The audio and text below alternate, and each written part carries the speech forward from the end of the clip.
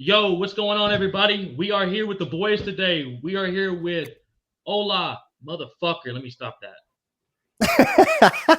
It's gonna I kick fucked us that out. all up. No, you can't Just, stop it. You can only it's pause cool. it. This is don't just worry. getting recorded, so you can edit this out and just cut it out Okay, after. You can it. edit So it out, cut it out, start you know what I again. mean? Take two. Just All right, here we go. Take it away. Go ahead.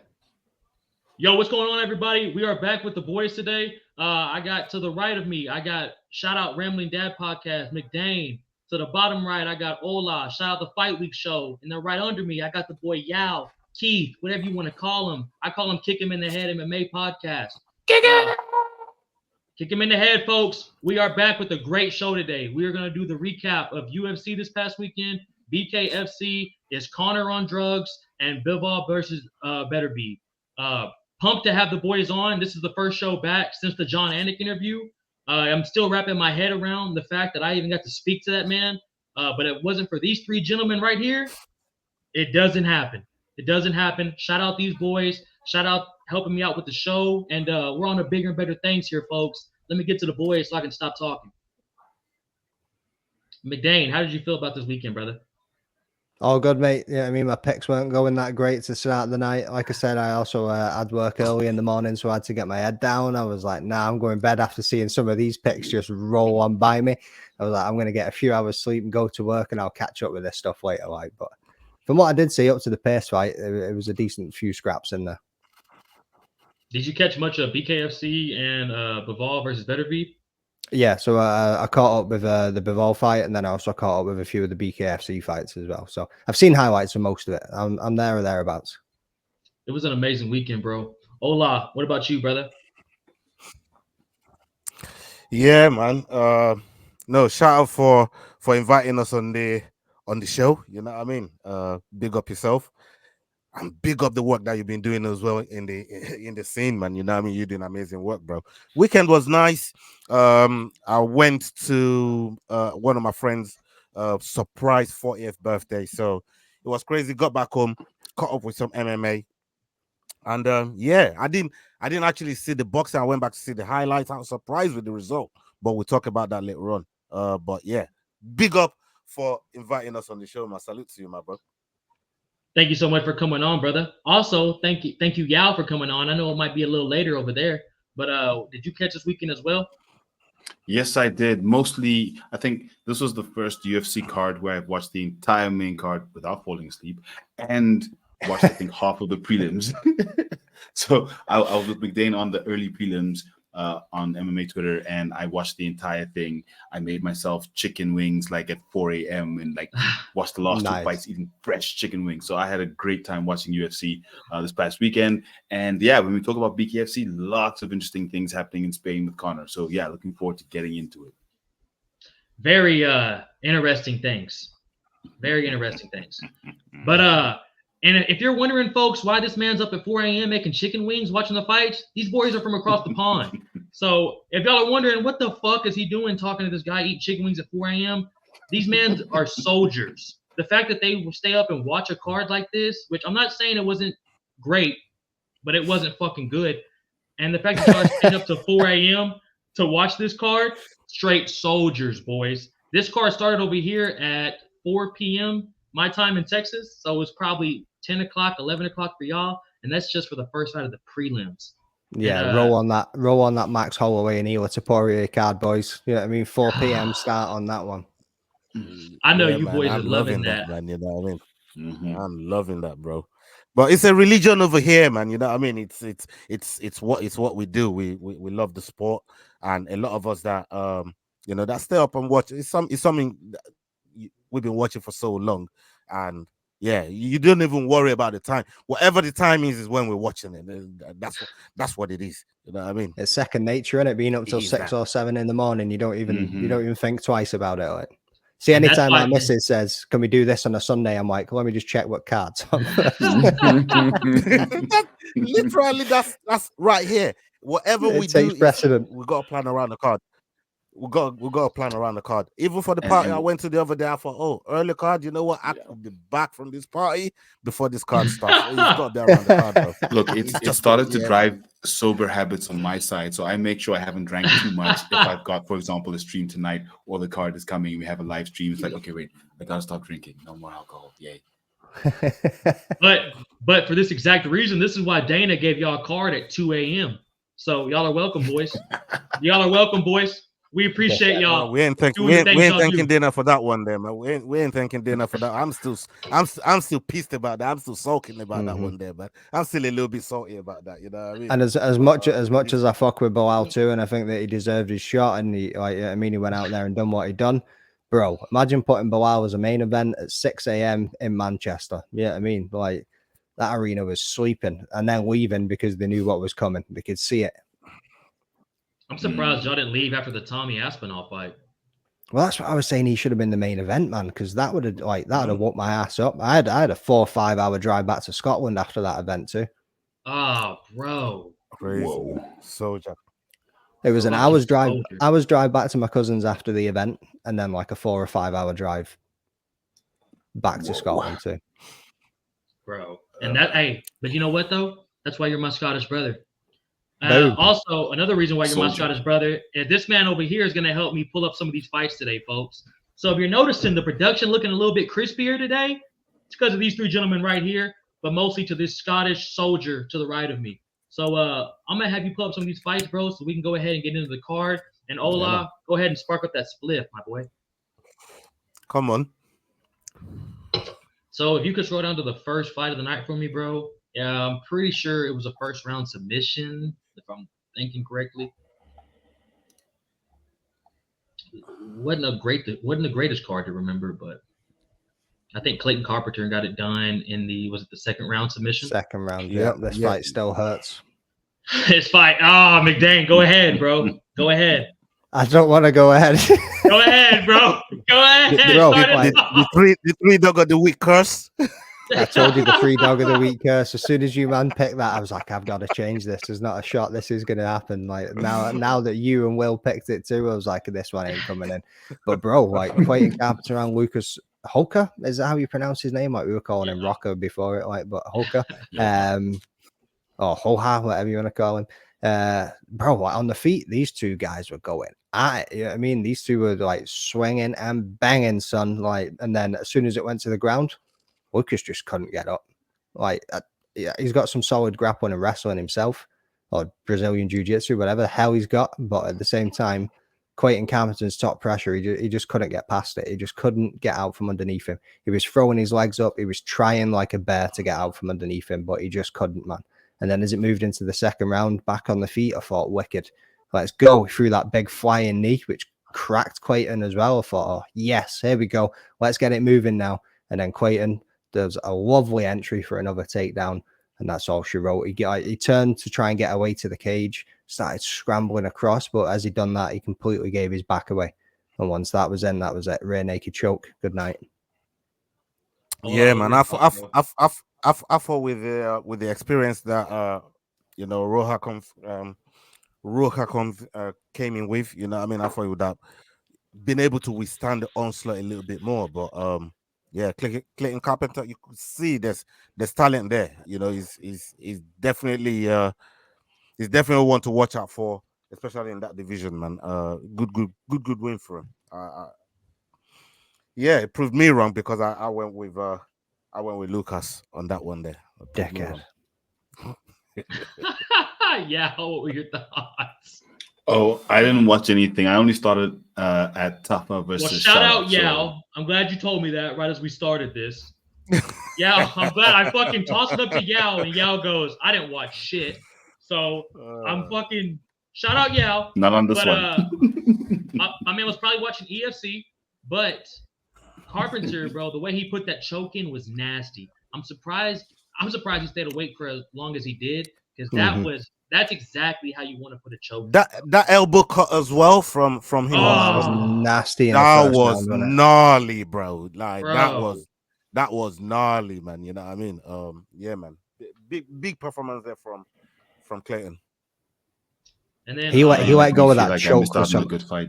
It was a good fight, bro. Like, the first Yeah, couple it of was. scraps were decent. Like, yeah, Clayton, when he let go of that choke as well, bro, he was angry. He let go of that with some aggression in his body. He was like, just choke the man to sleep. And then what was after that? McDane, if you could go to the next fight for me. Yeah, bro, no worries. I think it was Dan Argueta and Cody Hadley. Yes, this was a scrap, boys. Cody hard on. God damn. Pause. No Diddy. No Diddy over here, boys. That's William, by the way. Shout out William, man. Shout out William. But McDane, what were your thoughts on this, bro? So I backed Dan Argueta in this one. I thought his experience was going to see him through, but those strikes from Cody. Well, I thought like heavy wrestling style. He's just going to take him down. Yeah. He's just going to literally keep him there and just punish him on the ground. Where, like, as you can see there, man, like the pace of this fight was unbelievable. They were goose by the time they got to that third round. Both of them, like, they had nothing left in those punches really at all. Cody Hadden striking was absolutely slick. Like the jabs, working off the jab and bringing in the everything about it. Yeah, I mean, and every time Dan Argueta went for a takedown, man, this boy had been practicing his sprawls. Like, he was not getting taken down that night. Dan Argueta went for 24 and only managed to succeed 4 times. Like, the cardio that it takes to be able to go through 3 rounds of taking that kind of punishment of takedown after takedown after takedown, and they ended up in a clinch against the cage, bro. Like, Cody Hadden won that handedly, to be fair, but it was an absolute banger back and forth, especially when you look at the strikes there. 51% landed of 148 strikes, mate. Dude, it was the classic, bro. It might not have been the most exciting fight, but it was a grueling fight, bro. Ola, were you able to catch this fight?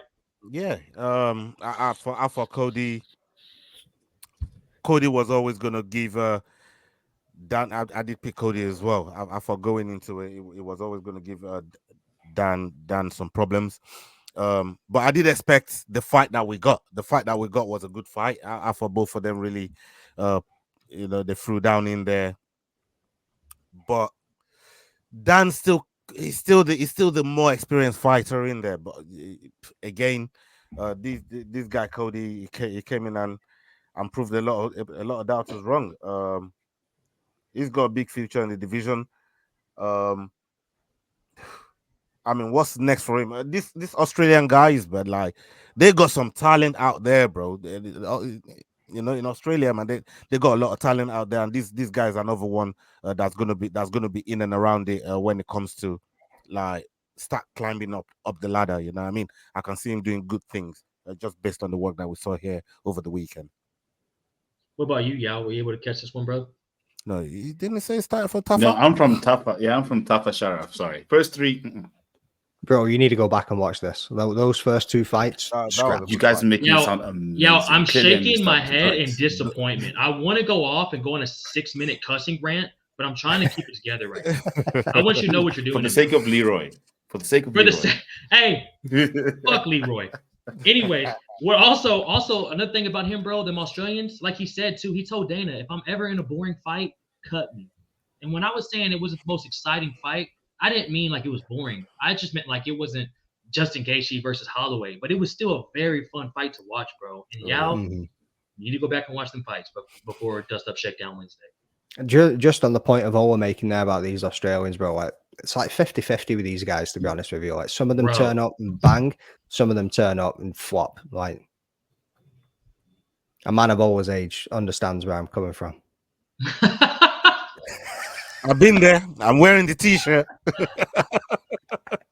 And then, bro, so then go to the next fight for me if you can, McDane, because this next fight after this, bro, was very interesting. You want me to rip it? I was gonna see if you could pull that up for me, my man. Oh, it's already up. Can you not see it?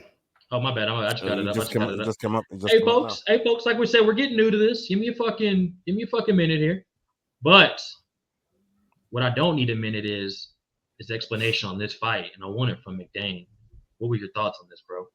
Bro, so I picked Cora McKenna. I thought she was going to go in there, take Julia Pilastri down, and then that would be all that she wrote because Pilastri gets submitted. McDane was getting angry at the fights at this point. I was ripping the hell out. Last week, my man was Tom Brady. My man couldn't miss last week. I could not miss. That man's parlay was insane last week. It was, Yeah, mate. I it went was. 9 fights in a row, correct picks last week. And this week I went 3 fights in a row wrong. And I was just sitting on my couch like, oh, I'm going to bed. Fuck this. It's a brutal sport, man. Yeah, I mean, but the way I look at it is if you can get fucking 60% of your picks right within MMA, you're killing bro. it. Yeah, I mean, because Bro, every you're fight, killing it. every fight is a 50-50 fight. Yeah, I mean, you just don't know what it's going to go, like, which way it's going to go. You can only judge somebody against their last fight, and anything can happen in that cage, as we all know, boys. Yeah, I mean, but Julia Pilastri, hats off, man. She was a demon in there. Yeah, I mean, the strength. Corey McKenna just could not take her down. Like she managed 1 out of 6, but in that clinch, she was like bending her over, bringing up those knees, dropping in those elbows. Like she could just do whatever she wanted to her in the clinch. Corey needed to make that space. See when she had the space and she was in the center of the octagon, she was lighting her up, bro. She was too fast. Like she was getting through with absolutely everything. But the pressure and Julia Pilastri just walking her down and just keeping her up against that cage, getting her in the clinch and just doing what she wanted with her. It was sad to see on my part, anyway. It really was, bro, especially because at this point you're 0 for 3. But Ola, what were your thoughts, bro? Yeah, man, I can't commend Pilastri enough. I just think the way she handled herself in that fight against, again, a lot of these fighters are fighting experienced fighters. You know what I mean? In the UFC, and coming off a loss as well for Pilastri, she needed a win in this fight. I mean, McKenna she's just, I don't want to call her a journey woman, but she's kind of like that in the division, you know what I mean? And she's meant to be keeping these hungry new fighters coming out and trying to stake a claim. And she's a gatekeeper at this point. And I think Pilastri just walks right through them. Yeah, I know it's split decision, but the performance itself, I gave the second and the third to Pilastri. Like clear, you know, Clear. Yeah. That's how I saw it. And like you're talking about her being like kind of the women's gatekeeper, it kind of happened fast. Y'all remember when she first came up with Uriah Faber? I was literally about to say that, bro. She was ripping it to begin with, and then the injury and the break is just. Yeah, and she's from Wales too, so she had that hype behind her. They need more fighters out of Wales, and she was coming out with all that hype too, and like how fast it kind of died out. And she's a third fight on the Apex card. It's kind of crazy, man. Yeah, man. Is it Jack Shaw? Jack Shaw coming out of Wales as well. Wales. Yeah, not a lot of fighters represent the Wales. But Oban Elliott. Oh, shout out Oban Elliott. And he's a dog, bro. Yeah, he's a dog, bro. That dude puts on some fights. McDane, if you could go to the next fight for me, bro. Yeah, bro. It really wasn't a bad night, though. And this is where we can get Yao involved in the show. This is now where I'm ready. Let's go. Fucking Keith's involved. So you know what? I got hella thoughts on this fight, especially Sean Strickland being his corner and the advice he was giving him in between the corner for Sean Sharaf. But since Keith finally tuned in here, let's go to Yao at the bottom down there. Start it for me, Yao. What was your thoughts on this? So this fight, I guess, for me, pretty much went the way I expected it to go. Personally, I don't really rate Junior Tafa. I don't really rate the Tafa brothers. I think they're great. They're very colorful, very charismatic with the tattoos.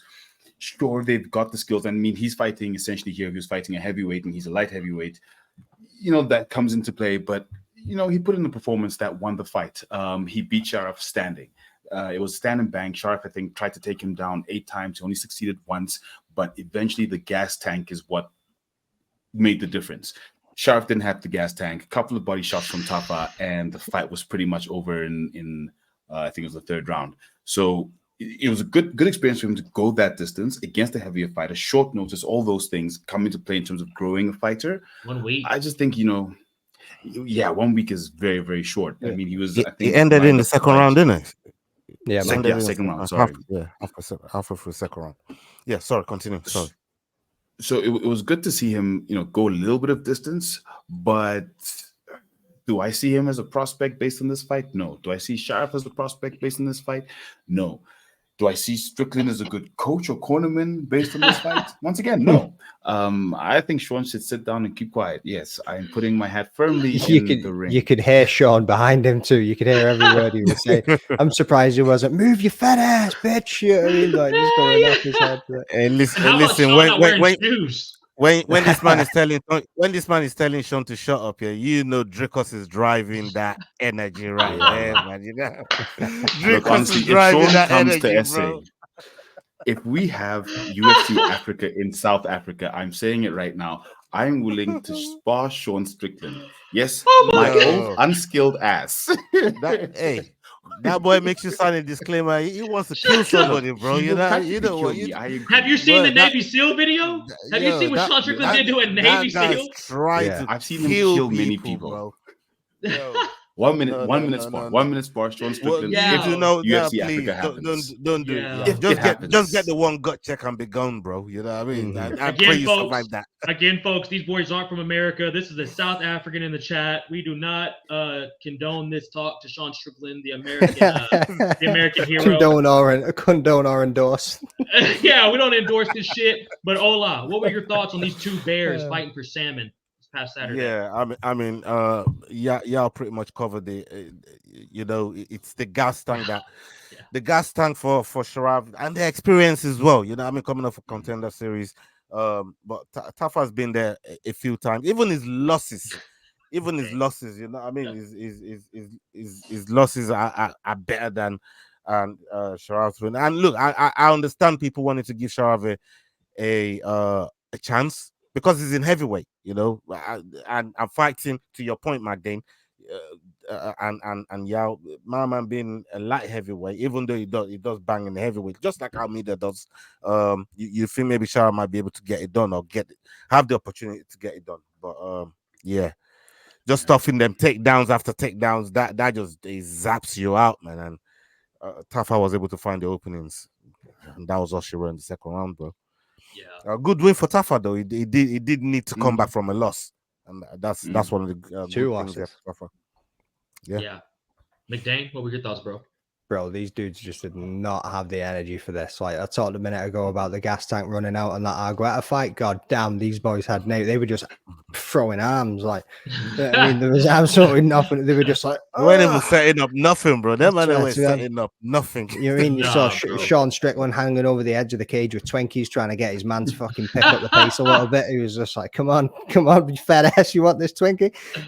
But like, see when Tafa got taken down at the end of the first round, bro, he was in trouble. It was like 20 for 30. Mm-hmm. Oh, he could have stopped, bro. He could have got stopped, bro. He could have got stopped, but he done very well at still moving. Yeah, done well at moving. He done well at covering up, like, and he managed to survive into the next round. And thankfully for him, he did. You know what I mean? Otherwise, that would have looked bad. A man coming off the couch. You mentioned a second ago, Dana White's contender series. He never came through contender series. The man just got the call up.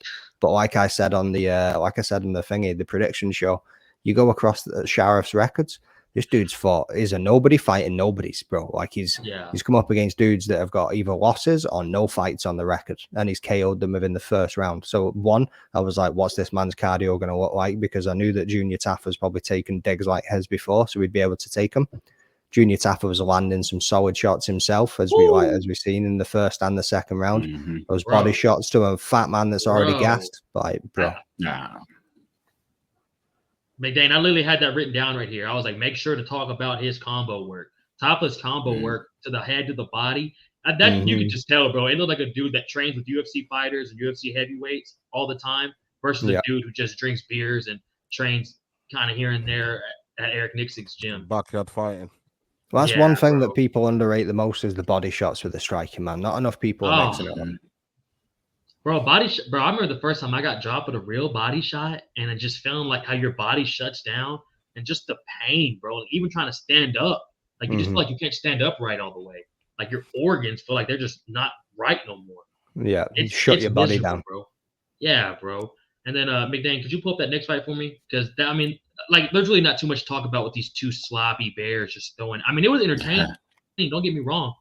I enjoyed it. I'm my bad. He came from LFX, LXF. Yeah, man.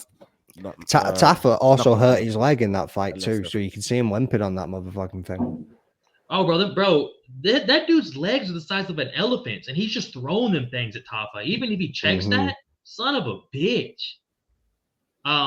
Another fight too, bro, that I thought was gonna be amazing, and I am so disappointed to say this because I love Themba and I love Nico Price, but bro, this fight you could just tell Themba's just trying to get a win here. I don't blame him, but these dudes start out scrapping, bro, and a lot of them don't stay scrapping. They start getting that win money. They start getting a little bit of that bonus money.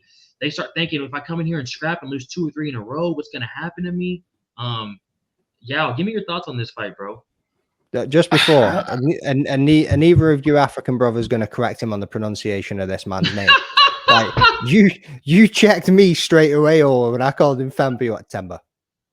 Yeah, I mean, I went. Ola was as soon as I said Themba, Ola went and hit me with a dart in the neck. I wasn't even thinking he was saying that, but yeah, he's Themba. Themba Gorimbo. See, I didn't even want to say the last name because I knew we had some real dudes down there that could say that last name. Yeah. So if you notice, I just said the first and went with Nico Price.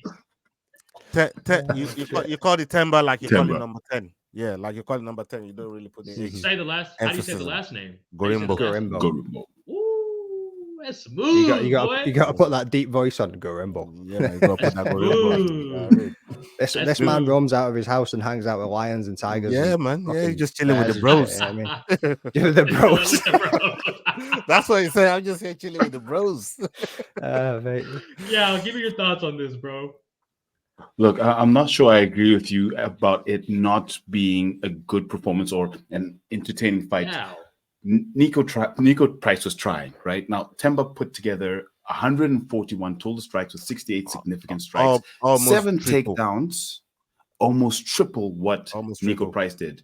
7 takedowns of 9 attempts. Now, if you look at it from that context, it just simply means Themba was fighting. Nico either wasn't up to scratch, he was not up to the challenge of fighting against Themba, or Themba was just that good on the night. So I don't think it's the I have to win. It's, oh, this is working, I'm going to keep fighting. And, well, clearly my opponent is not bringing anything back, whether it be in the takedowns, whether it be in the striking, stand-up. So I think it was an amazing performance from Themba. I was actually very impressed based on his previous performances of what I've seen from him, that he's become that well-rounded, that he can take you down. He can hold you down. He's using his legs to hold you down. When it comes to striking, he's feinting. He's getting his strikes in. He's combos. He's picking the right shots. And I mean, we're talking about Nico Price. He's not a slouch. He's not what you just described, some guy drinking beer off the couch. He is a very, very experienced top flight welterweight in the UFC. So for me, this was a great fight. I think Themba did amazing. Like I said, to be honest, I've seen his previous performances, and I didn't think he was really necessarily, top contender UFC material. But after this performance against Nico Price, I think he's definitely doing the right things in the gym. He's definitely in a camp that's helping him prepare correctly for his fights, and I'm looking forward to seeing him in his next fight, to be very honest. Shout out to Nico Price, definitely, I wouldn't say a legend, but, very, very well-respected fighter in the octagon. So, yeah, let's see him again. But, yeah, congratulations, Themba. But also, bro, you got to admit, when Themba first came into the UFC, he was willing to scrap a little bit more than hit grapple. This fight, I'm not saying it was, bad, but he played it safe. Look, to me, it looked dominant in there. It looked like he had a dominant performance in my eyes. Yeah. And it mixed up a lot of the moves that it was doing as well.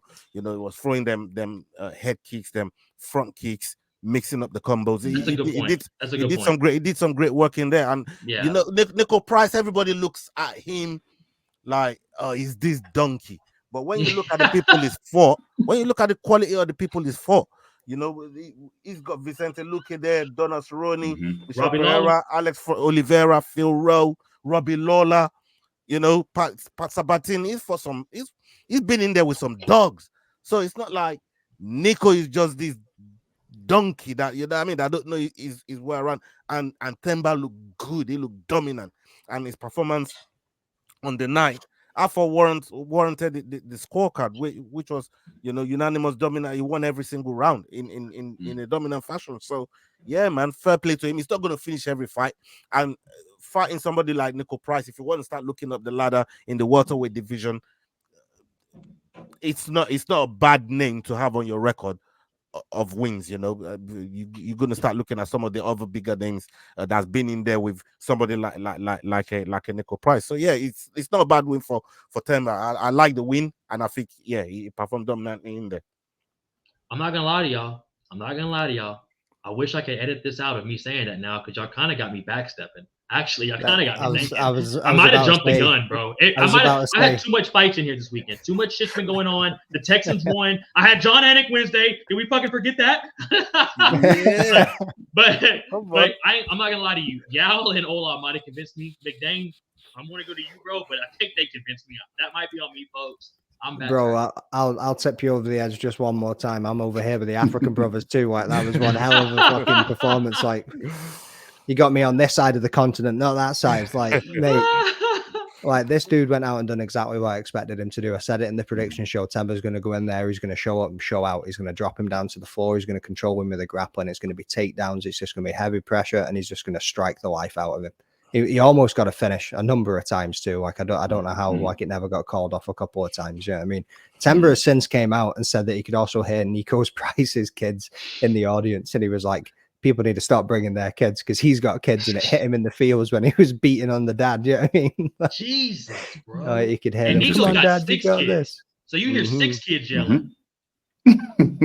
But then again, if you're a fighter, that's a good tactic. Take your kids, so they, especially in the apex, so that they can mentally affect your opponent. Okay. Well, that's what Temba said as well. He was like, it was kind of putting me off a little bit. He was like, I see his game. I see what he was doing. That's a good point, because do you want to knock this guy out in front of his children? I mean, some dudes don't give a fuck, but I mean, like, if we're fighting, fuck you, bro. Your kids. Even when the parents are there, look at somebody like Khabib that just decided, you know what, I'm not gonna break Justin Gaethje's arms in front of his parents. I'm just gonna put him to sleep, and he just transitioned that move right there because the parents are sat there, and he did it just off the cuff. Mama Woodley in the Usman fight too. Yeah, I mean, he went up and he was apologizing, and she said, "Don't worry about it, baby. It's your time." Yeah, I mean, bro, great. Khalil Roundtree's dad. You just saw him hug him after that. I almost cried. He goes up to his dad. He can't even see out of his eyes. And they asked him in the interview, like, "How did you know where to go?" And he was like, "I heard my dad screaming, and I just walked toward his voice." And I was like, "Oh, yeah, man. Get you in the fields." There's something about family members being cage side, and you guys are literally fighting for your lives in that cage, because that next man, your opponent, is trying to kill you. It's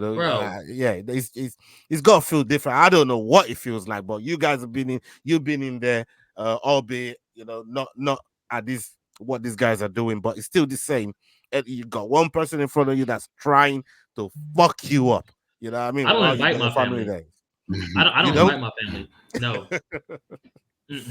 It does add a bit of added pressure. It's different for everybody, isn't it? Bro, I don't invite my friends. I don't know. And if they come, I get pissed off. Like, I'm mad that they're there. I'm like, why? I mean, just imagine that. Imagine that with a well-known fighter, right? Yeah. That's got to fight in front of the home crowd, because that home crowd just feels like your entire family. They're all rooting for you. They're all chanting your name. They all want you to win. That pressure, I don't know what that'll feel like, but that's got to be some crazy pressure, bro. It's got to be. Derek Lewis, Cyril gone. For real. Who knows? That might work in Sean's favor if he goes to South Africa, but you know what I mean? Who knows? Yeah, who knows?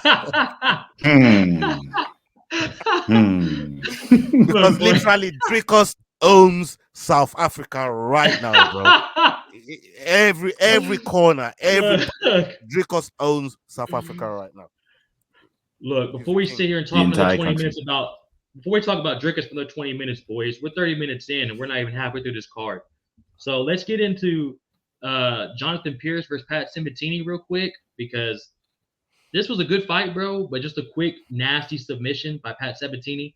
I see McDane shaking his head. So give me your thoughts, bro.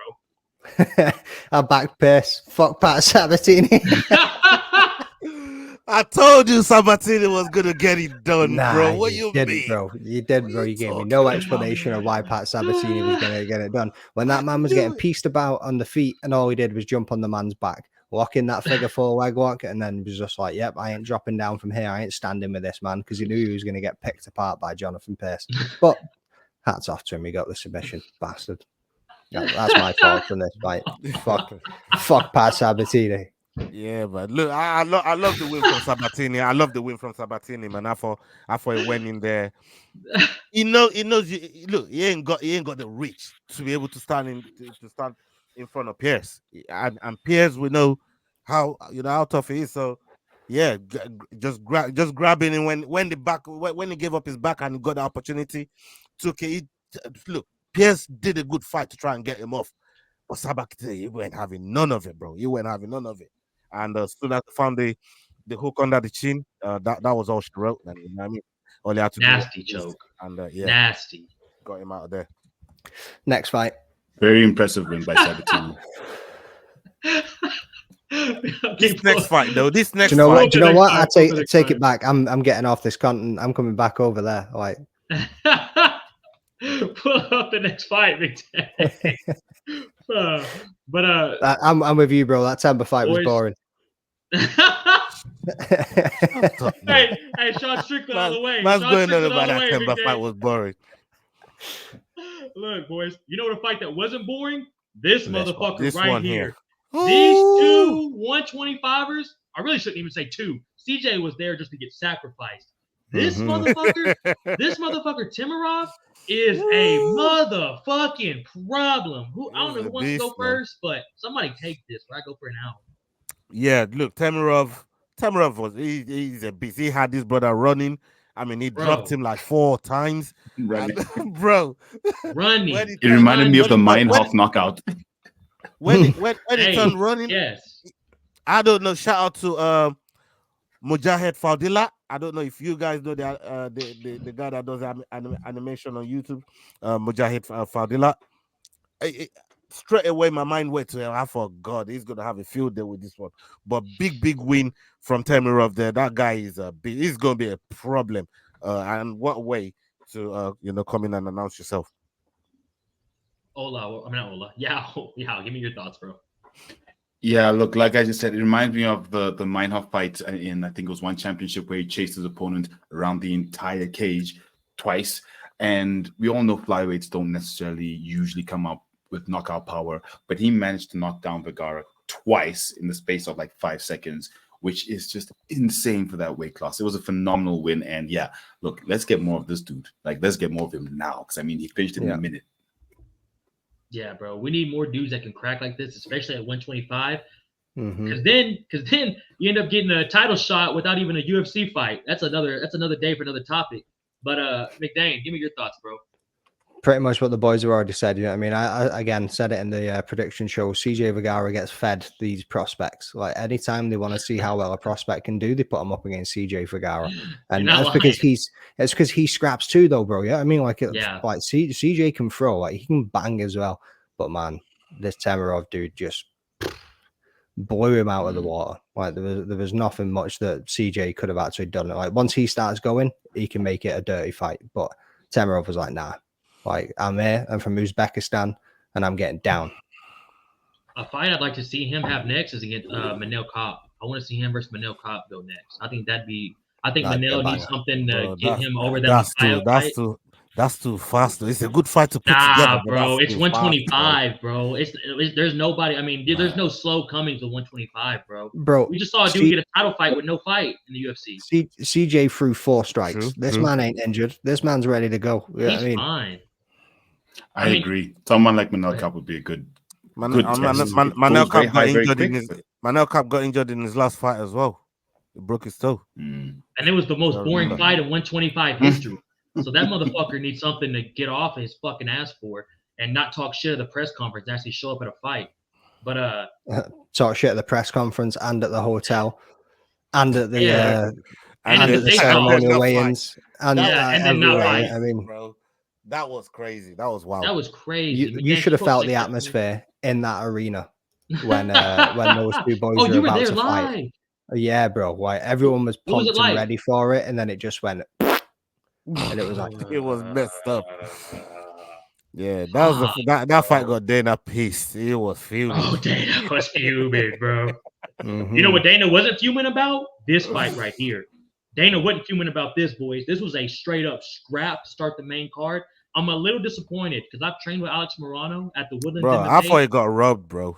Me and you was talking in the chat about that. Go ahead. Yeah, Go ahead. me and you was chatting in the chat about this. And go ahead, bro. I thought Morano did well. Look, bro, I thought he won all 3 rounds. I ain't even gonna lie. You know what I mean? I thought he won all 3 rounds. Yes, I did. I thought he gave a good fight in there. It was the one that was getting in. It worked D-Rod, bro. You know what I mean? And D-Rod took the harder damage as well, the harder shots in the fight. You know, I thought Moreno won that fight. I don't know. Obviously, it went to split decision, but that was one that I thought, that feels like a robbery, man. You know what I mean? For what Moreno did in there, you know what I mean? I thought he gave a good account of himself. McDane? The right man won. Should have been a unanimous decision to D-Rod. Absolutely. You're just hating, bro. You're just hating. No, it was a good scrap. Good scrap. All nailed it there. You know what I mean, except from it was a robbery, but it was a close fight. Like, but again, you then look at the stats: 126 to 91, 123 significant strikes to 74, and the one takedown from both men, but only D-Rod actually managed to secure it. But nah, like it was exactly how I thought D-Rod would come out. But Alex Moreno surprised me. I'm not gonna lie. Especially how he looked against Nico Price. He just didn't turn up. And then how he came in there against Rodriguez was just unreal. Wicked fight. Yeah. You know, it is essentially a fight between what at this point we can term as, well, definitely one journeyman in Alex Moreno, who is not ever going to be in any title contendership. He's there not even as a gatekeeper, but what I call a filler fighter. There were quite a few discussions that went on MMA Twitter after the fight. And not only is it a fight of no consequence, but Moreno's not a very exciting fighter. I do not enjoy seeing him fight. It was a decent scrap between the two of them, but honestly, if I never see him fight again, I wouldn't mind. I'm not an Alex Moreno fan at all. D-Rod, on the other hand, look, he's got lots of tattoos, so at least he's entertaining to look at. And it was a decent scrap, but honestly, this fight for me was a bit like I didn't really get any excitement from it at all. It was just okay, we started the main card, cool. Yeah, this man really just called Alex. What are you on right now? This man just called Alex Moreno is the fillet of fish sandwich. Yeah, I mean, you know what I'm saying? And then said the fight wasn't even exciting, or he's never seen him in exciting. My man has 2 fight of the night performances. What are you talking about? You know what he did to you there? He did what he did to Temba Gorimbo there to you. No, you're right. No, you're right. Yeah, he just got you back. Yeah. But when you said, "Oh yeah, you still with Moreno," it's like, yeah, I'm gonna kill that buzz right now. Yeah. I'm gonna dead it. That's exactly what that was. I was sitting over here too, like, is y'all serious? McDane, get that next fight card put up for y'all can justify himself, bro. I can't believe you just said that. We go from that exciting fight, not a boring fight, exciting fight of the night, to a fight that was the boringest fight of the night. We go from the best fight to go get you a beer, roll you up a joint, go outside, go get some pizza. Boys, we're going to spend 24 seconds on this fight. McDane, what were your thoughts? Because it's just Grant Dawson doing Grant Dawson shit. You just nailed it, Grant. That's exactly what I was going to say. Is Grant Dawson doing Grant Dawson shit, took him down and just done what he had to do. Hold him there and do enough damage. Bang. Sorted. Hola. Look, the best part of the fight was his post-fight interview. He did a lot of good talking. He did a lot of good talking. But look, it's a win for him. I don't know. It's another one where you think, so what's next for Grant Dawson? You know? Yeah. We don't know. PFL. PFL's next for Grant Dawson. Oh, come on, bro. We got to finish. And he won his last He got to finish. But Bellator MMA fighter Grant Dawson. That's what's next for him, brother. Yeah, what was your thoughts on this Bellator fighter we got to see? Look, I think like Ola said, he did what he had to do. He came in, he won the fight. He's coming obviously off that knee loss, 30-second loss to Bobby Green. And he felt he had to come out and make sure that he stamped his name on this fight. And he did that. So for me, well done. He did what he needed to do. Okay. Well done. Yeah, he did beat Joe Selecki in between still. Yeah, I was going to say yes. So it's on 2 now. Yeah. So yeah, let him keep going. Let's see what he can do. But with 22-2, still not in a title contendership, we'll see. We'll see what happens with his career. I pray to God he's never in the title shot. A guy I want to see in the title shot is this dude right here. Might have not been a crazy bar burner like he's usually in, like with RoboCop, but Chitty Bang Bang came out and put on a show, bro, against Jared Gordon. That dude's just so awkward and so hard to fight, bro. I couldn't imagine even stepping in there with that dude. McDaniels, what were your thoughts on this fight? So this one I haven't actually seen much of. I've just seen a couple of clips, so I can't comment on it too much. But from looking at the stats there, it went exactly how I thought it was going to go. A 3-rounder where Chidi was going to get it done. Yeah. He had the longer the arms. He had the reach on the man. It looks like it outstruck him, and that's exactly what I thought would happen. Yeah. Ola. Yeah, and also Ola picked Jared Gooden, so I'm happy with that. Yeah, I needed the underdog, bro. You know what I mean? I thought Gooden might get it done. But look, Chidi came in there. Obviously, it was just first to the shots every single time. Yeah, you know, to get the decision, and Gooden couldn't cope with the timing. He just couldn't cope with the timing of Chidi, and Chidi was also stronger in the clinch as well. Whenever they went into the clinch, yeah, I thought yeah, that's a good win for Chidi, but I thought Jared would be at least be able to snatch something, but yeah, unfortunately for Jared Gooden. Again, I know you're saying you want to see him in the title. I don't see that with Chidi, man. You know what I mean? I don't have him down for that. Is some of his losses, man. You're thinking to yourself, like, bro, like you're losing to a Lexichuk. You can't be talking about, going on this title run. I don't see a good win for him against Jared Gooden. Yao, I don't know what you think. Yeah. Look, he was gassed at the end of the third round. Championship fights of 5 rounds. If he can fix that, maybe he would be in a shot or a call or something higher level. But until he can look like he can go 5 rounds, I don't see him going much further. He did a great job of stuffing the takedown, clinching. He clinched most of the fight, and that's really what gave him the edge. Was that as soon as there was distance, then he got the strikes in, got back into the clinch, lots of body shots with the knees. So he did a great job, great Muay Thai fight, but. He needs to be a little bit more well-rounded for us to really talk about him going further. So I think it was a great performance. It was a nice performance, but I'm not too sure about him going forward. But I'd like to see him improve. Yes. I think you boys hit it all on the head there. There's nothing else for me to really say because this next fight after this, boys, I was very excited for. If you're not a fan of the Iron Turtle, get the fuck off this podcast. We are Iron Turtles versus the world over here, boys.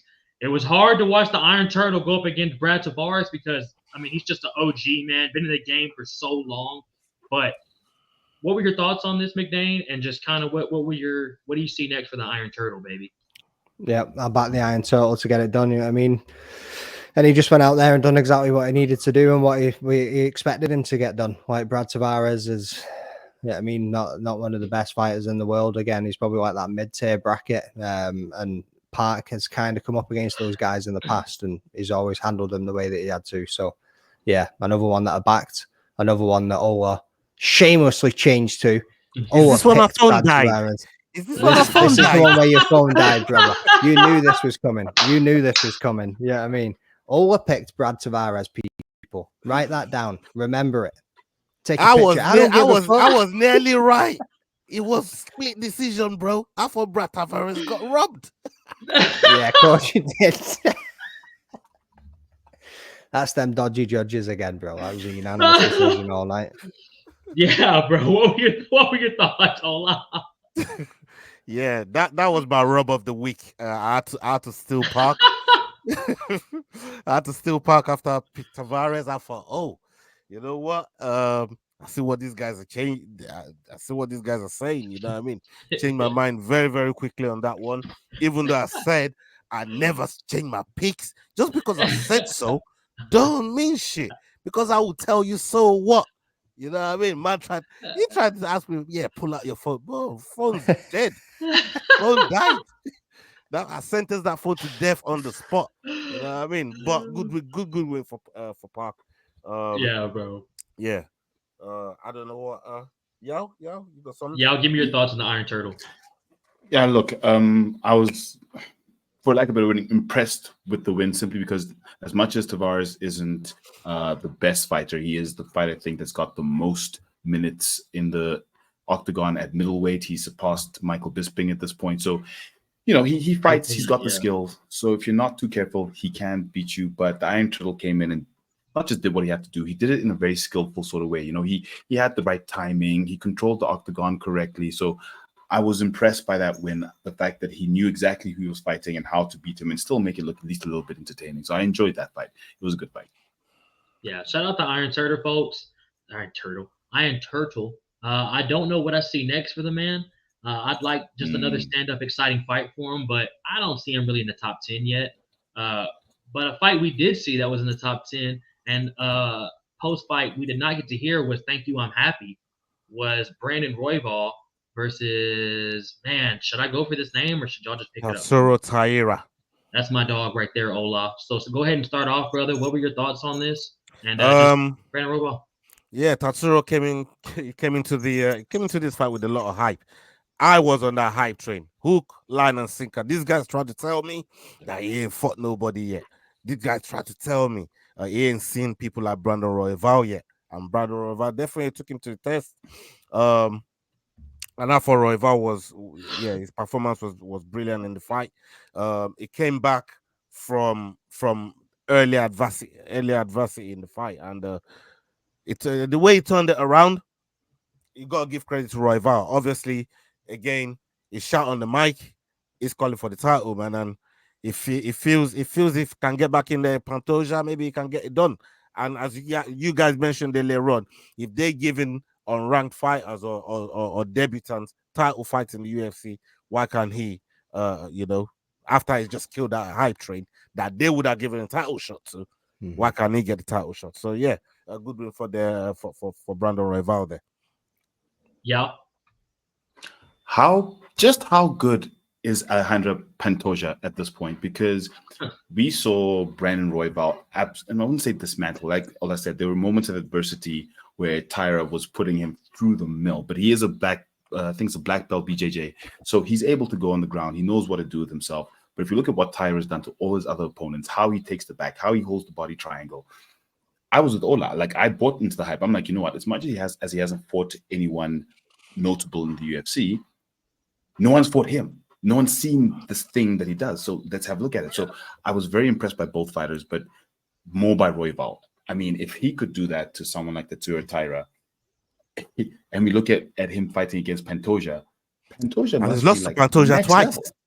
And he's lost to Pantoja twice. That's a great point. That's a great point. We saw Pantoja beating Erceg. We've seen what Pantoja can do. So does that mean that Pantoja is now that champion that we need to carry a division, to be that champion that we can point at to say, this is a champion that everyone respects, that is very difficult to beat. And if you want to put someone against them, you got to make sure it's the right person. As light as the flyweight division is, and that's the catch. The flyweight division it's light. If they're not injured, they've already been beaten by the champion. So where do you really go? And that's why Tatsuro got his shot, was because who else is there right now? That's why Erceg got his shot. Who else is there right now? So I think the world is Pantoja's oyster at this point. He's probably going to go on a 5, 6, 7 fight win streak, because who's going to come in and beat him?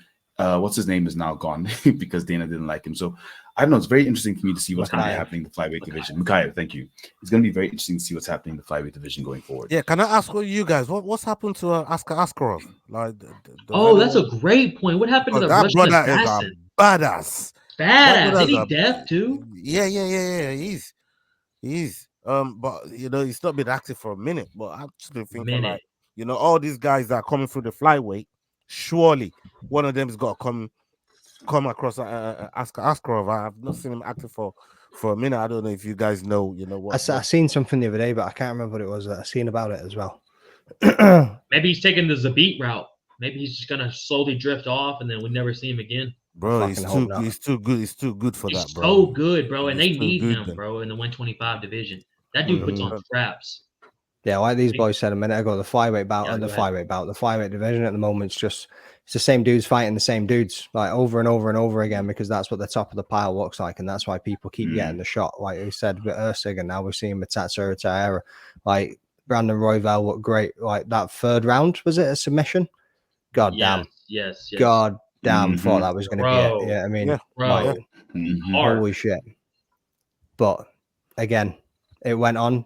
Taira came back and had his moments, but it just wasn't enough. And I was another one that was on this on the hype train. Yeah, I mean, I was locked and loaded. I had my ticket. I thought this man might get it done. But again, you go back and you look at who Royval's faced, the experience that he's got. He's coming off the win against Brandon Moreno there as well. Like, I was a bit silly not to back Royval as a dog, but hats off to George, who also had him as his dog of the week.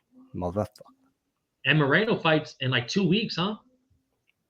2-3 weeks, Moreno fights. Yeah, Moreno headlines. Yes. Oh Albazi. shit! Yeah, he fights Albazi against in like Amir 2 weeks. Albazi. So I wonder what Brandon does if he gets the win there. Who does he call out? Well, that's the other thing as well, though. We're seeing a man now jump in, getting his debut fight, and again, I know like Ryzen, he was a champ there and all the rest of it, but like, how's he jumping Albazi, bro? Albazi should be next. Like, how is that man just came in and jumped in? Like, how wild is that? Like, I don't think we should be making Albazi fight Moreno before he even got to Pantoja. Like, he should just be getting to Pantoja, but here we are. And that's the state of the flyweight at the minute. Like, they got rid of Makayev, now they're bringing in other dudes, and it's like, what are you doing with this division? And if Brandon beats him, then what? It's like, fuck. Now Brandon, it's like Max versus Volkanovski. It's like we're just gonna keep running this shit back. And Brandon's now you just you're gonna go back, like, and then they're also gonna put Albazi to the back of the pile again, and he's gonna work his way back up, and like 125 finesse, bro. Bro, they need Triple C to come back and save that division. Stop it. Stop it, Ola. Stop it.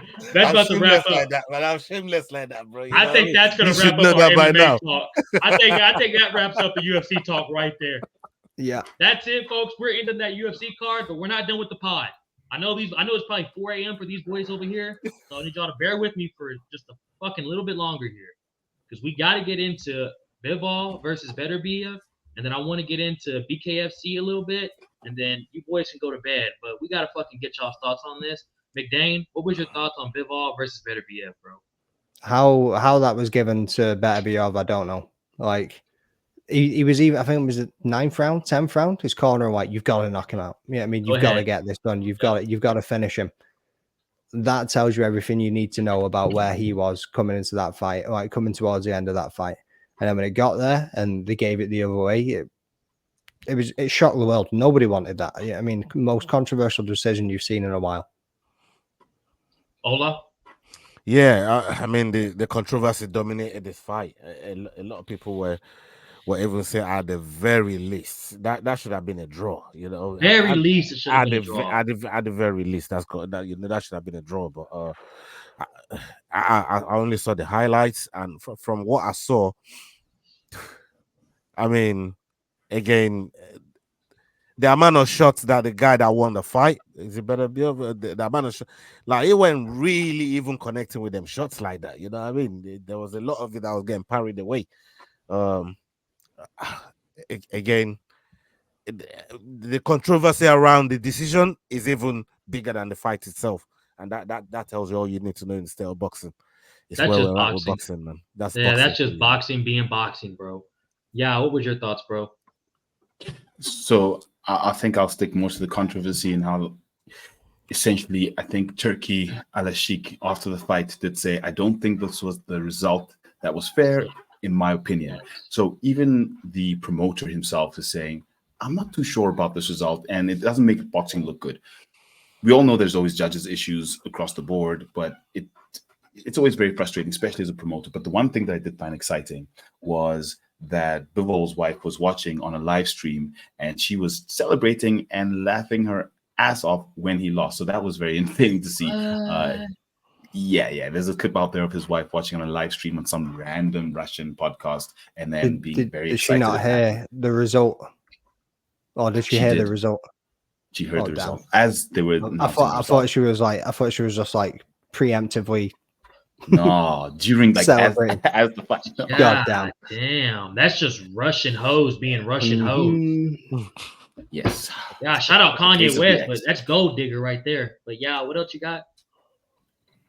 That's all for me for the fight. Other than that, just another boxing fight. They're trying to make the other weight classes of boxing. Yeah. Me and boxing have a very special relationship. I'm trying to have the respect that you have for it. You mean toxic relationship? That's the one. Look, I'm old school boxing back in Lennox Lewis's days, right? Like that's when for me boxing was at its height, and that's old, right? So when I watch all this new stuff, I'm like, oh, okay. Oh, Yeah. okay. Yeah. Bro, I sit and read my daughter a Muhammad Ali book every night. Yeah, I mean, like every fucking night. Like, I don't fuck with this new age boxing. Like, I swear to God. Oh, like what? Like Devin Haney suing somebody for beating his ass? Y'all see that? Y'all see Devin Haney suing Ryan Garcia for domestic battery? What the fuck are we doing, bro? Like my rant, like that one time I rant 2 weeks ago when I went off on boxers? Soft motherfuckers. But you know who isn't soft motherfuckers? These BKFC dudes. And real quick, before I move on to BKFC real quick, the production, 6 fights. 6 fights. It took 11 hours and 27 minutes from the first fight to the last second of the last fight. That's a 12-hour fucking event for 6 fights. I hate boxing for that, by the way. Fuck boxing. Mm-hmm. That's crazy, man. That's crazy. Crazy. That's not me Jokes, making it up. That's real. That's crazy, bro. That's also why I don't watch the Super Bowl. Shit's like boxing, but with football. Oh. No, I'm saying it. I'm saying it, bro. I'm saying it, bro. Touched Yeah, I him mean, on his Get him, Martin. Stay on Pause. fucking boxing. Let's Pause. stay on boxing. Fuck nah, bro. See this like Oh. fucking game show and shit and halftime, and you cut the wrong man off the stream. I didn't cut him off. I guess y'all just left. Oh, did he just? Yeah. I was guess- like, nah. Yeah. This is gonna Y'all end went up to- going on like a pre-game fucking show. Y'all went to Probably bed, fine, folks. probably. It's 2 a.m. over there for So y'all. to all the Americans watching this, I know a lot of you tune in for Sterling shit, but I just can't back it, man. I just want to watch the game. I can't be bothered. Same with fighting. I just want to watch the fights. I can't be asked with all this pre-show shit. Like, get to the sport for fuck's sake. You got to agree on that, bro. You got to agree. I'm not slagging I'm the with sport. you. I'm I'm not just honestly. talking I'm like the sport's the sport, and it's like it's good to watch. It's fun to watch, but I just wish they would just play more than this bullshit. It's a whole event, man. You know what I mean? And Yeah, you can run 200 yards, and then we're taking a break. You go and stand over there for 8 minutes, and you can play a ton of commercials. Like, nah, bro, just get on with it. Get on with the game. These fuckers drink water every 5 seconds. Now, fuck boxing. Let's get into some real boxing. These dudes at BKFC, bro, I'll give full respect to. These dudes are real gladiators. I don't know if y'all got to see the event they were at in Spain. It was at like a coliseum. The event looked amazing, bro. Everything about it was amazing. BKFC has blown up in such a way that I can't even believe, bro. I remember 5 years ago watching them fight in Wyoming in front of a crowd of 40 people with a 6-fight card. And now they're having 15-fight cards. Yeah, bro. And dudes are getting paid in fucking Applebee's discount chicken wings. So, like, these dudes are making real money and a real career off this. And Conor McGregor getting invested in it and doing cocaine before every event is what I need in my life. So I want to start out with y'all here because he's Conor McGregor's lawyer, but I guess we just save it to the end. So McDane, give me your thoughts, brother, on Conor's cocaine habit and just how amazing that event was. And also, if you can, let's give a huge shout out to Ben Davis and Oscar Willis, bro. Yeah, man. So yeah, like you say, big shout out to Oscar Davis and Oscar Willis and Ben Davis. There we go. You're on it. For those dudes to get in there, bare knuckle too, son. Like, who gets in there and goes in bare knuckle? And these boys scrapped like an after school beef. You know what I mean? They just went for it. And hats off to Bane, man. You know what I mean? He got dropped, stood back up, got dropped again, stood back up, shook his head off, went in. The dude showing heart, and like to be taking some fucking straight knuckles to the face, bro. Like, and for two guys, you know what I mean, with like barely any experience behind them, you know, they've only had like a hand. Has Oscar even fought before? Like, I don't even think he has, bro. No, like, but Bane, you know what I mean, has gone across different multiple combat sports. Like, so hats off to him for like putting themselves out there and jumping in and doing what most won't, and will just sit on the couch and commentate about. Like, man, like, you can't say any more about those dudes. But the event itself was fire. As for Cocaine McGregor, man, put that dude on a mic, fill him full of Colombian marching powder, and whoo, you're in for a night. You know what I mean? You are in for a night. I can't wait to hear y'all's response. That is Conor McGregor's official lawyer at the bottom. Hola, before we get to that, give me your thoughts, bro. Yeah, I mean, BKFC, the event's looking, It's looking nice. The production's looking good. I love the ring as well. You know what I mean? Yes. The ring looks nice. Like you said, for these guys to get in there, shout out Ben Davies, and Oscar Willis as well, man. For them to get in there and throw down the way they did, it looks like they belong in there. You know what I mean? It look like they belong in there. And as for Conor, man, what's new? What's new? Grabbing women's hair, and You he's see just that, doing all by the kinds. way. He's just. I wasn't gonna mention that. I wasn't gonna bring that up. Bro, Man. he's pulling these things here like, hey, listen. Hey, this is what stood right there. I don't think, she was about to start grinding too, bro, and then she looked over her left shoulder, back and saw who was there. she saw D standing there, and she was like, "I'm gonna swing back this way." You know what I mean? She was like, "No." Yeah, if she He went there, was ready. She went there, ready to risk it all. Like, bro, she was ready to twerk on it, bruv. You know what I mean? And we're not talking Sturgis. We're not talking Sturgis. Little short midgets. We're talking Greek full-grown women. Yeah, we're talking full-grown women. Conor's been seen in all different kind of events, just grinding his seafood shit. Like, he's on this, bro. The next thing we know Conor's gonna do is phone Beterbiev and say, "Listen, take me to your dealer, because all this other shit that I got going on ain't working no more. I'm immune to them." That's the way Conor's going on right now, man. Yeah, I doubt if we're even going to see this brother in the cage no more, man. Like, you saw that in the back no more. But whoever the agency is that controls that shit, they need to be knocking on Conor's door like yesterday. You know what I'm trying to say? See at the end of that main event when he was like, "We're not only giving these man the bonus, but they're getting the double pay as well. They're getting paid twice." Like, bro, and you see Dave Feldman's face. Dave Feldman's like, "Shut the fuck up." No, they're not. Yeah. Now, with all that being said, let's get to fucking Mr. McGregor's lawyer down here and see what he has to say about his fucking client acting out this past weekend. So I think Conor has done an amazing job of putting together, but when I think at the Knucklemania 4 Los Angeles, when Conor came out, and we were all shocked, like, "Oh, what's Conor doing at a BKFC? He had the belt, and I think he did a face-off with Mike Perry."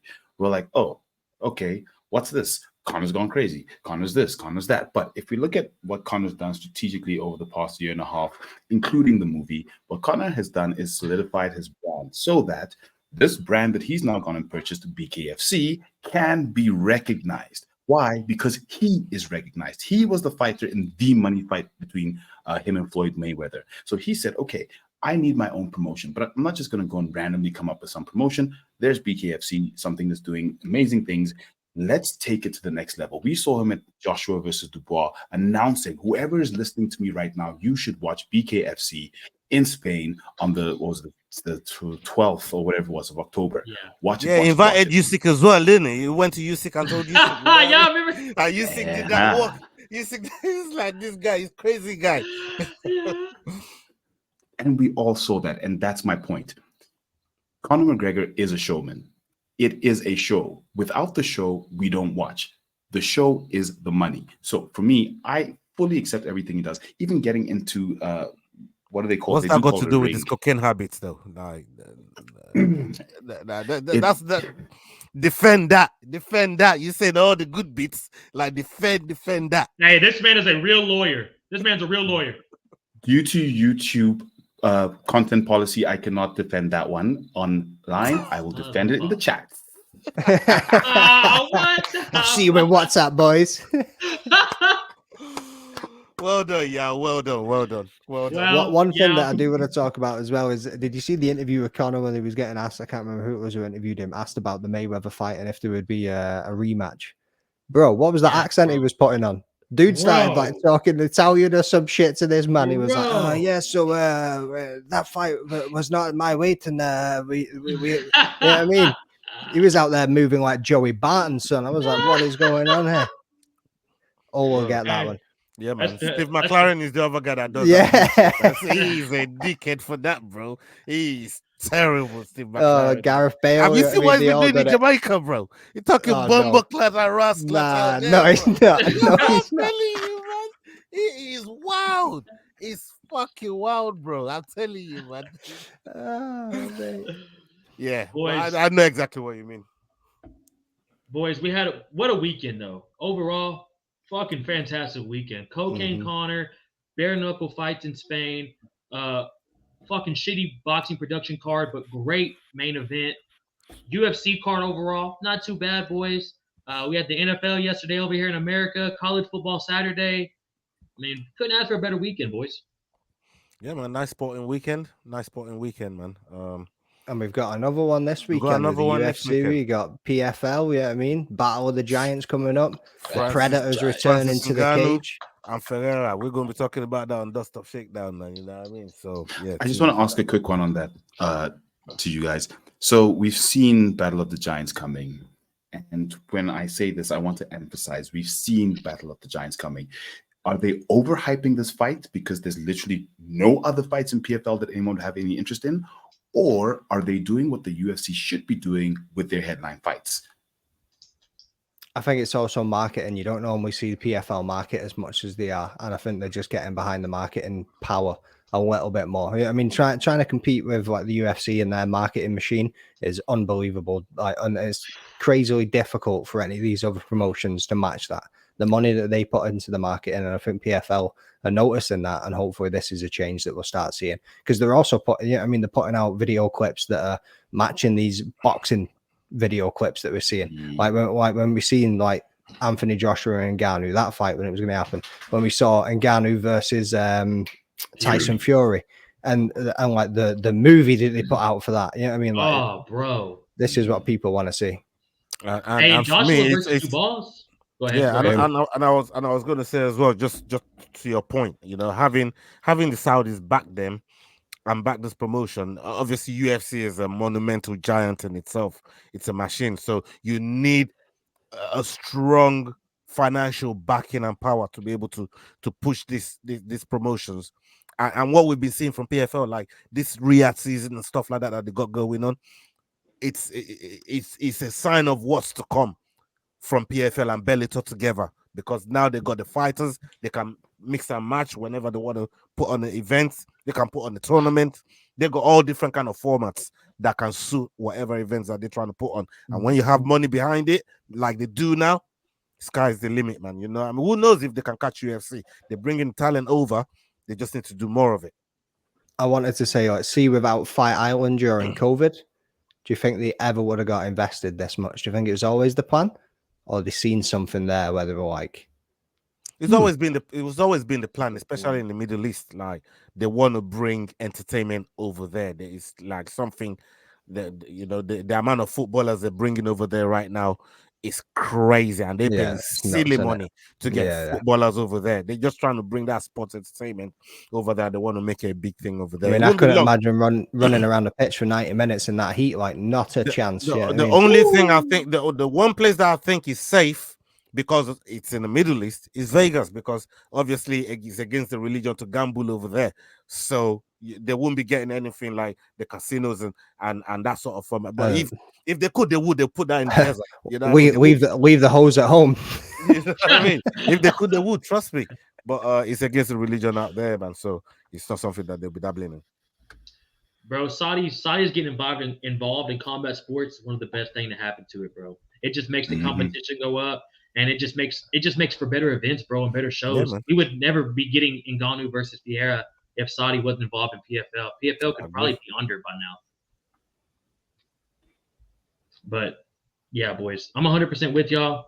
I appreciate y'all for coming on the show today, boys. We banged out an hour and almost a half here. Folks, if you could, these dudes are doing fucking huge things and helping your boy grow more than they know. So I need y'all to also do the same for them. The man below me, Yao, Kick Him in the Head podcast.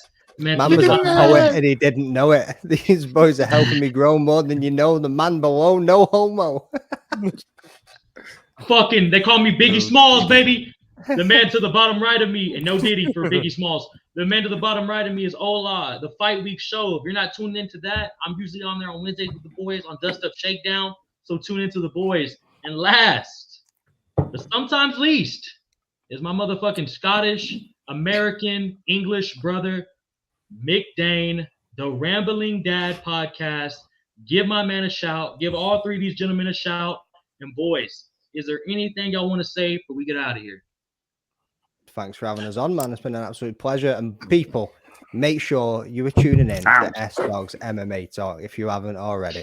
Check out his John Anik interview. The man's got Mark Goddard coming on. His shit is about to start looking slick, people. He's jumped onto StreamYard with the boys. All of this background stuff is about to get worked out by the man in the chair we like to call Leroy is a dickhead. But it's all going to start looking slick, and this man's making moves. So don't miss a beat. Yeah, man. He's about to get a facelift, man. He's about to get a facelift on the channel, people. That's what's gonna go down. And yeah, salute to you for bringing us up on the channel. Salute to you for the invite to come and recap this card review. And yeah, keep grinding, bro. Keep doing the work that you're doing.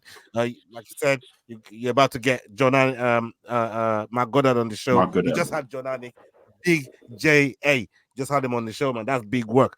Keep doing what you're doing, my bro. Salute to you. And salute to Yao as well, man. And McDane for the show, man. Big one. Salute. And if anybody wants to send Yao some WD-40 for that chair, it'll be appreciated. You know, you've killed my entire outro. Like, I just completely finished my outro, bro. I might end the show right there. We might not even do a fucking outro. I'm sorry, Yao. All I have for that one is kick him in the head. That's all I got. And keep pushing South Dog MMA. Yeah, South Dog. Jesus Christ, y'all. It's Ed's dog. We're out of here, folks. Y'all shout out the boys. Fuck Leroy. Y'all have a great day. Salute. Peace. Leroy is a dickhead.